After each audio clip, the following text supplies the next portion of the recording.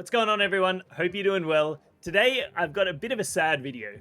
Something that's been really frustrating me lately, and I really wished I didn't have to make this video, but I want to bring awareness to it. Now, lots of other content creators recently have been putting out content around this as well, and I think it's important to fan that flame and to keep that going until we do get some sort of response or acknowledgement that changes are on the way. So there's a few things that I really want to consider and talk about in this video. And this is my thoughts. It's probably going to end up as a bit of a rant, but I wanted to share it with everyone and get some talk around it and some conversation, especially with the community around it, so we can really make steps forward and we can show MarvelSNAP and the creators of MarvelSNAP Second Dinner that we do want to see some change in these areas. Now, I have been inundated, whether it through Discord, YouTube comments, or chats with people about their frustration with the current state of the game. It often revolves not even around ranks, but actually the cards that they're losing to. And we're going to look at a few cards specifically today, which I think do need some touch-ups or some changes. Now, there are a few cards in here, and I am absolutely an advocate that there should be stronger cards in the game and weaker cards in the game, and then everything in between. And there's only one card here which I really think needs to be changed, but I will talk about a few. One card I want to talk about now is Arrow, and Arrow has been incredibly strong for a very long time. When a card like this sits at the top of the meta for a very long time, it can be incredibly frustrating for people. Not only is Arrow very simple and straightforward to play, but it feels really bad to lose to in a lot of ways. You know, there are ways to play around Arrow. I mean, they could make that even better by adjusting play order and things, the order that things were pulled in. But, you know, Arrow is a point of frustration for a lot of people, and I can see why. She is very simple to play, and in a lot of ways, she can be very annoying to verse, especially if you know that she's coming. Often you end up just retreating those games. So that's something to think about. I do think Arrow has probably seen her time in the sun, at least in my opinion. I wouldn't mind seeing some changes come to Arrow, but you know what? I don't think she is, absolutely broken to the point of just frustration. She's annoying, yes, can be played around in some circumstances, but I wouldn't mind seeing some changes come to Arrow. All right, the next up we have Shiri, and Shiri is one of the most complained about cards that I get from the community in general. I think Shiri is an awesome card. I think she adds a lot to the game, but I do think she is very strong. So I will absolutely acknowledge that. I think in comparison to some other cards, Shiri is relatively straightforward to play around if you have the cards in your deck, and that's a big if. The card that I just showed, Arrow, is a great counter to Shiri in a lot of ways because Shiri often doesn't play a lot of cards on the board, and you can make proactive plays like that. The other thing with Shiri is that she can be Shang-Chi. The cards that she buffs can be Shang-Chi'd, sorry. Or you could do a well-played Cosmo. There's a few answers to Shiri. So I think there are counters out there, but I do hear people's frustration for sure. I'm not sure how you would nerf Shiri or change Shiri at this point in time, but I do think there could be something to look at because of the player frustration in just constantly losing to this card, which has a very simple and straightforward playline. Another card that I'll bring up, and it's all about his ability rather than him as a card, is Thanos. I think Thanos, getting a power buff is kind of like whatever. You're often not ever playing Thanos anyways. I mean, sometimes you are and it works out that way, but it's really all about the stones. And the stones have the power to cycle through your deck, draw almost the entirety of your deck on some occasions, as well as just get through things and cycle into Lockjaw. And I think that directly is the issue. The combination of Quinjet reducing your stones to 0 and then being able to cycle through things with Lockjaw at a 0 cost is a problem.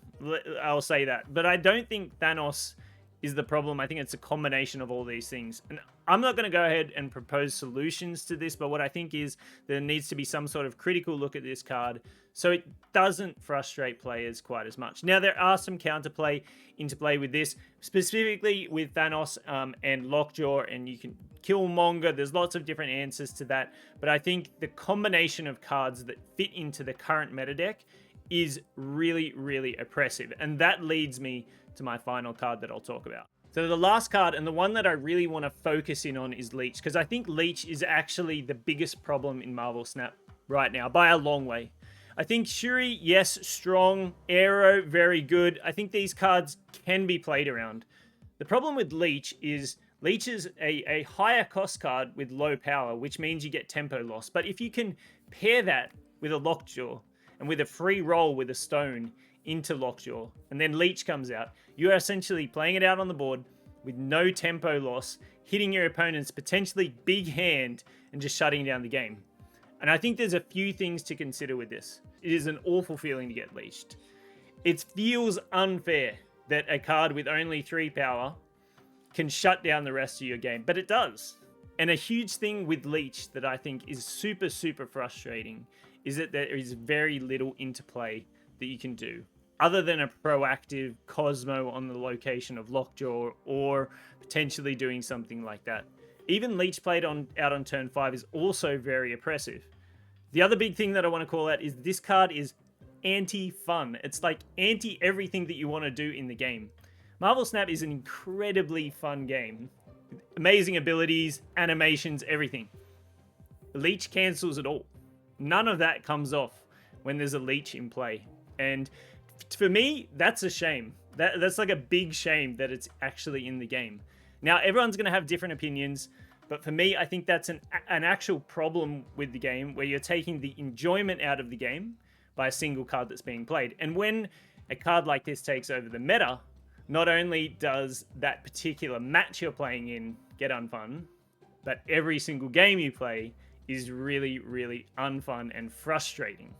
And to be honest, I don't know too many people that actually enjoy playing Leech. Maybe they're out there, but for me, I don't really come across them. So you've got people playing things that they don't want to play out of necessity, and then people frustrated by a card that potentially probably shouldn't be in the game. I think Leech needs to be reworked in a lot of ways, and I think that the spot in the game is just really, really frustrating to be at. The other thing is Nimrod came into the game, and I think Nimrod is actually one of the most exciting cards to come to MarvelSNAP in a little while. I think there's so many cool combos, things to try out, you know, so many different things you can do with this card. But because Leech is in the game, you can't test out any of that. All of the fun gets zapped out of this new season pass card, which is incredibly exciting because of another card that is just in the game and as is just counters any sort of enjoyment that you can have with it. That's a little bit of a rant, but I think it's definitely well placed, and I think it's something that not only I am feeling, but lots of people that I've spoken to are feeling as well. So that's something that I've heard from the community as well, but also content creators.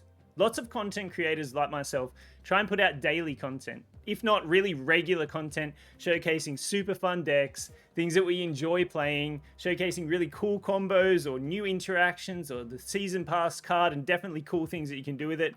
But having really disruptive things that are unfun in the game like this makes that almost impossible. Even if you're not trying to climb the rank ladder and you don't care about your rank at all, you can't even play the game when this card is in play. Anything that you're testing out just for fun just gets shut down.